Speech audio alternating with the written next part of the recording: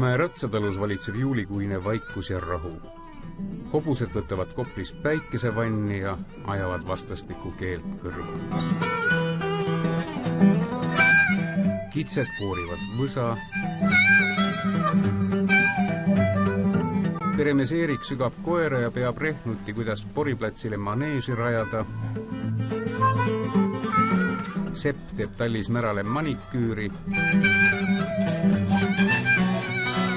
Ja perenaine Marit meelitab kõikide Kukramäe külaliste vaieldamatut lemmikut Ossut reporterile intervjuud andma. Ossu, kuule, ei saa nii sügav uni olla ühel seal. Eks ole? Ossu. Aha. Kui seastress on maandatud, nõustub perenaine meile isegi paar sõna rääkima.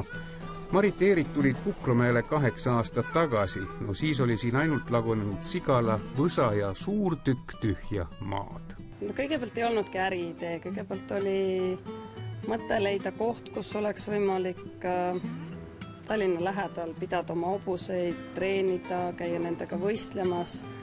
Ja see koht oli selleks nagu parim hetkel võimalikest.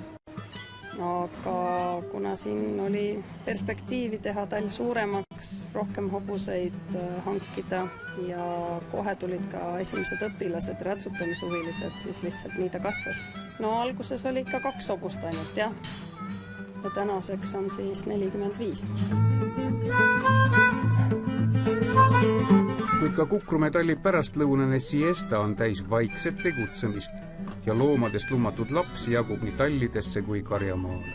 Tööpäevad kipuvad vähe erinevad olevat, et kas on tegemist talvega või on suvi, et suveks tulevad rohkem siia ka noored hobused väljaõppele, et siis tuleb neid hakata nullist õpetama ratsahobuseks. Ja kindlasti käib rohkem huvilisi ka ratsutamas. Et tööpäev näebki selline välja, et talli ja kõigepealt hobused ära treenida, seejärel õhtupoole peale tööd tulevad õpilased, siis on nende treeningud ja ratsutamisterapiat tehakse meil ka, et selleks on meil eraldi terapeudid olemas, kes tulevad kohale ja neil on selleks spetsiaalsed hobused siin, kasutavad neid oma teraapia seanssidel ja siis saavad erivajadusega inimesed ka ratsutada.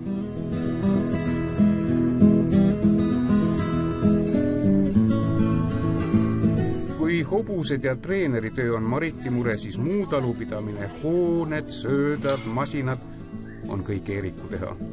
Tõele au andes on Kukramäel 8 aasta jooksul ikka väga palju korda saadetud. No eks me püüame, ikka püüame, jah. Et sellega on see häda, et kui sa oled loomadega tegeled ja oled selle asja ette võtta, et ega siis pooleni nagu ka ei saa jätta. Hakkad kuskilt maalt tulema ja siis pead minema lõpuni välja. Et hakkasime talli sees tegema ja pidime üles välja minema.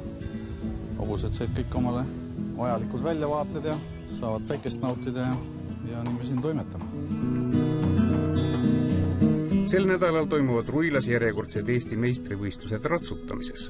Meie tallist läheb võistlema 9 hobust erinevatel aladel. On nii lapsi kui täiskasvanuid koolisõidus ja takistussõidus.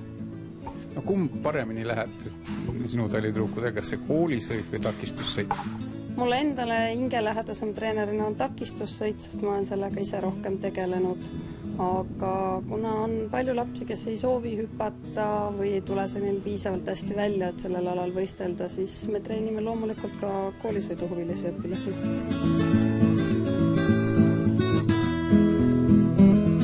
Meil jääb üle Mariti hoolelustele ainult pöialt hoida. Ega see võistluste võit tulemata ei jää. Ja ega see võitmine alati kõige tähtsam ei ole. Kõige tähtsam on see, et ratsutamas käib. Väga palju tüdrukuid ja nendest pidid väärt naised kasvama. Ma arvan, et ratsutamisega tegelevatest lastest tulevadki head inimesed. Ja kui mõnes kodus peaks pereprobleeme olema, tasub ka Kukramäe kogemustest õppida. Hea söök ja sügamine maandavad isegi seal stressi, mis siis veel meestest rääkida. Vaat niimoodi ruigab süga mõnust, eks ole?